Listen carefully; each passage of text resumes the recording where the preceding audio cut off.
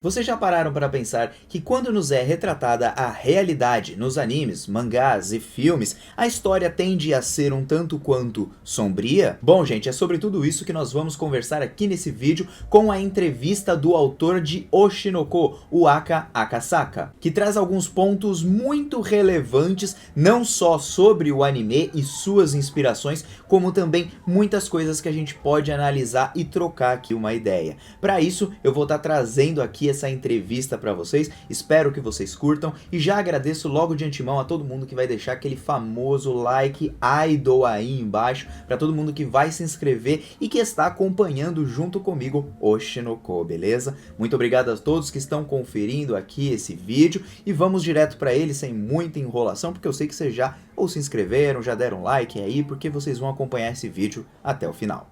E bom, gente, eu tô trazendo essa entrevista que foi feita pelo pessoal da Anime News Network e que o pessoal da mangateria do meu amigo Matheus Viana trouxeram para o site deles, transcrevendo e traduzindo tudo que foi abordado. Por isso todos os créditos devem ser dados a eles e eu peço que vocês confiram também a matéria aí no link que eu vou deixar na descrição, tá bom? E sem mais enrolação, vamos direto começar aqui essa entrevista que aconteceu no dia 10 de maio. Com a primeira pergunta para o Aka Akasaka, que é: o que inspirou a ideia original de reencarnar como filho da sua idol favorita? E bom, o Aka responde que, durante o debate com o meu assistente sobre formas de criar mangá, estávamos discutindo formas de criar uma história baseada em desejos fortes. Naquela época, um dos meus assistentes e eu conversamos sobre querer nascer como filho de uma idol. É uma piada famosa no Japão, muitas vezes tuitada quando o casamento de uma idol acaba.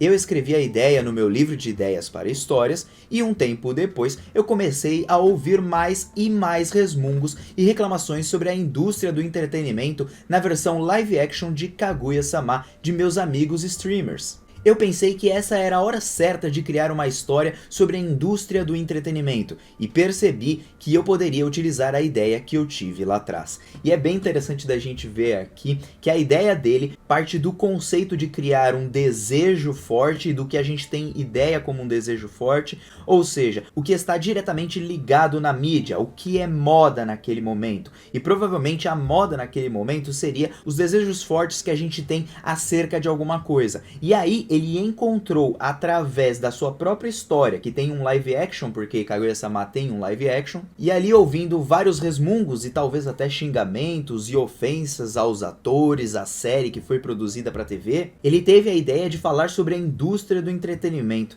E eu acho interessante como esse autor ele foi super visionário. Ele pegou algo que estava no hype, aproveitou-se disso e muito melhor, trouxe uma crítica necessária, não só para as pessoas que estão dentro desse mundo, como as também que estão fora, como nós que somos muitas vezes espectadores. Então, vamos direto para a segunda pergunta aqui, que é: quanto do enredo da história principal você tinha em mente quando começou a desenhar o primeiro capítulo? Aqui eu acho que eles erraram porque não é quando, é quanto, né? E bom, aí ele responde que, para mim, o enredo do primeiro e do último arco estavam prontos. Então, eu ponderei sobre quais tipos de eventos eu gostaria de adicionar entre eles. Eu tive a impressão que o entretenimento de mangás no Japão muitas vezes usa dramas, filmes, peças, shows e etc. como temas. Mas hoje a indústria de entretenimento mudou drasticamente. Talentos, os artistas que aparecem frequentemente na TV, não podem mais ignorar a internet e o YouTube se tornou super popular.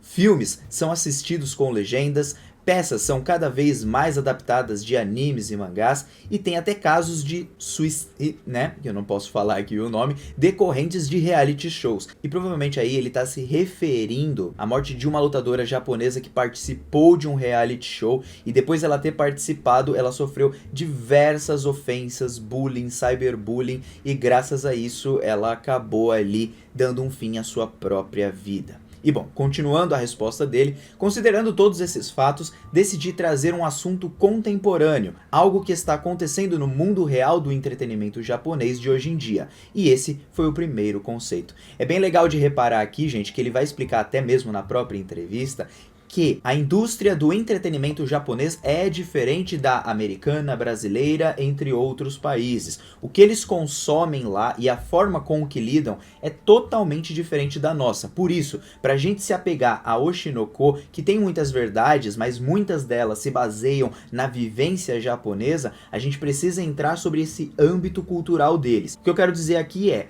quando você para pra pensar, você não pode parar pra pensar como se fosse apenas a mídia aqui no Brasil, nos Estados Unidos e tudo mais, mas também no Japão, entende? Então esse é um ponto pra gente relatar, e o legal é que ele pega aqui um assunto contemporâneo e ele aborda das diversas formas. Você não tem só a visão das pessoas que estão de fora, das pessoas que são fãs, como também a visão de pessoas que estão entrando no mundo do entretenimento e pessoas que já são daquele mundo, né? Então a gente vê o Aqua entrando, mas nós vemos a Ai Hoshino já naquele mundo. Então ele mostra três perspectivas diferentes. Uma de uma pessoa que é fã, como o próprio médico, que é, no caso, o Aqua. Nós vemos a vida do Aqua depois dele reencarnado, ou seja, como uma pessoa que está entrando nesse mundo. E terceiro ponto, a gente está vendo também a realidade das pessoas que já estão naquele mundo há um tempo, como a Kana Arima e também a Akane. Achei isso muito interessante. E bom, vamos para a próxima pergunta, que é: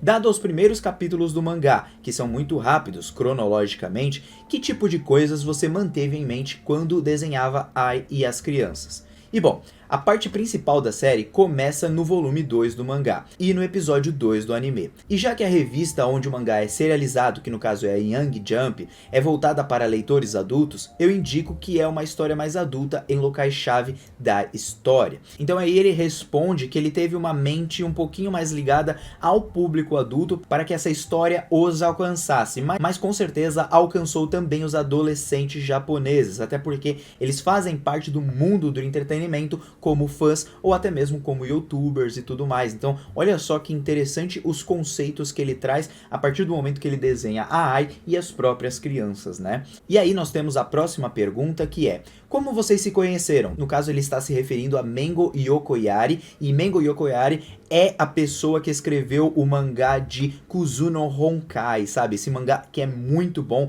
E olha só, quem é que diz que esse mangá é muito bom e muitas pessoas criticam? Porque ele aborda a realidade. Quando mostra a realidade, ela tende a ser sombria, assim como Kuzuno Honkai, que tem uns traços bem sombrios em alguns momentos. E bom, pra quem não sabe, Oshinoko é desenhada pela Mengo, que é uma mangaka, e temos a pessoa que faz o roteiro, que é o Aka, autor de Kaguya-sama, ele só faz o roteiro. E o que levou eles a trabalharem juntos nesses mangás e como eles se conheceram? E aí o Aka responde que: eu sempre apreciei o trabalho da mestra Mengo. Um amigo em comum nos deu a oportunidade de nos conhecermos quando eu comentei isso com ele. Então, eu sabia das habilidades e talentos da Mengo. Quando eu surgi com a ideia de Oshinoko, já tinha uma história sobre a indústria do entretenimento em um dos mangás da Mengo. Então eu li e imediatamente decidi contatá-la. E isso é bem importante, né? Pra gente ver e valorizar também o trabalho da desenhista, que consegue passar as ideias do Aka. E a gente vai ver que nessa entrevista nos dá a entender que os dois se dão muito bem e eles conseguem compreender a ideia acerca dos protagonistas, seu design e tudo, as suas cenas, como vão ser colocadas no mangá, porque tudo isso está diretamente ligado aos storyboards que eles também criam juntos. E bom, aí nós temos a próxima pergunta, que: até que ponto vocês, Aka Akasaka e Mengo Yokoyari, trocam ideias quando desenvolvem o enredo do mangá? E aí a resposta dele é que Mengo fez um sucesso com Kuzuno Honkai, que não é baseado em uma história já existente, nem tem um roteirista à parte. Ou seja, a Mengo, ela criou Kuzuno Honkai a partir dela mesma. Ela pegou e criou ali muito bem uma história de drama, trazendo as realidades da traição e de coisas que acontecem no mundo habitual e que muita gente às vezes tem nojo de assistir, mas é a pura realidade. E eu gosto desse tipo de drama porque aquilo realmente acontece. A autora de Kuzuno Honkai, ela consegue passar esse senso de realidade, esse senso de verdade, e você consegue compreender a sensibilidade do autor. E o Aka, através disso, também deve ter sentido. Por isso que ele comenta esse tipo de coisa aqui. E aí, continuando a resposta dele, ele diz: ela é capaz de fazer mangás interessantes sem mim. Quando estou preso na história, constantemente me consulto com ela. Eu vou a jantares com o editor e a Mengo, e nós chamamos isso de reuniões de preparação.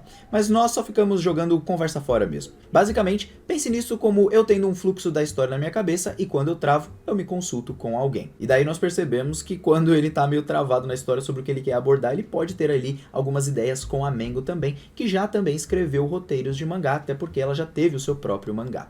E bom, continuando a entrevista, nós temos mais uma pergunta que é: como trabalhar em Oshinoko é, se comparado aos seus mangás anteriores? E aí ele responde que, fundamentalmente, eu acredito que eu sou um escritor no cerne de Oshinoko. Ponto bem interessante. Ele gosta de estilo mais adulto na hora de escrever, provavelmente com drama, mistério, coisas mais sérias, né? Porque o estilo de comédia de Kaguya-sama, que ele também é autor, é uma fórmula particular que se originou com um pedido do departamento editorial. Então ali ele foi na onda do departamento editorial e criou algo a partir daquilo. Então para mim, essa série é algo feito a partir dessa fórmula, mas eu também incluo essa comédia no estilo de Kaguya-sama em Oshinoko para deixar ela mais fácil de ler. E bom, partindo para a próxima pergunta, qual o seu processo para design de novos personagens? Já teve algum desentendimento sobre como um personagem deve se parecer? E bom, aí ele responde que para os personagens principais eu desenhei um rascunho simples e mandei para a mulher em cargo dos storyboards. Às vezes, a Mengo desenha um desenho completo mesmo sem eu descrever os detalhes na escrita, e às vezes o processo é mais interativo, como quando eu me afeiçoo a um personagem e aumento a frequência que ele aparece. Eu acho legal da gente detalhar esse ponto porque ele conversa com a desenhista do seu próprio mangá e assim eles estabelecem um design, mas ele confia genuinamente na pessoa que está desenhando para a criação também de como os personagens devem ser feitos, e eu gostei bastante disso. E aí ele diz que ele gosta bastante desse estilo de criação de personagem e continuando: se tiver algum problema com o design de personagem, a gente discute e muda. Porém, só teve uma vez que tivemos que mudar alguma coisa. Foi quando eu criei um personagem baseado em uma pessoa real e o design parecia muito com a pessoa em questão.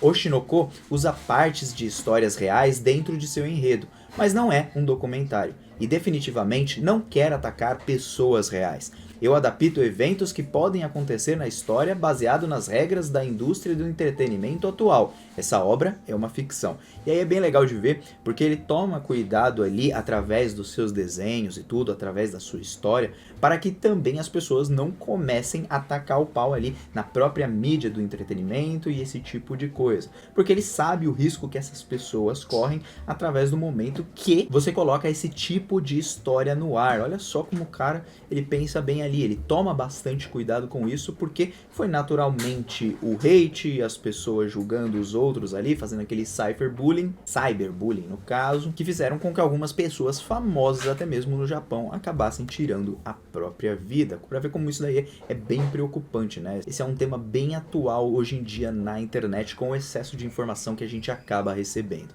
E bom, continuando aqui, nós temos mais uma pergunta que é: que tipo de pesquisas você fez na indústria do entretenimento para esse mangá? E olha só que legal, gente. Ele responde que as linhas de pesquisa para Oshinoko são bem extensas. Nós fomos ouvir histórias reais e pessoais de talentos, idols desconhecidas, pessoas que trabalham em canais de TV, produtores reais, gerentes, editores de revistas de fofocas, youtubers, roteiristas e muitos outros. Ou seja, ele pegou todo mundo ali do mundo do entretenimento mesmo. E bom, continuando, o que foi revelado nesse processo foi um grande acordo de equilíbrio de poderes e lógica.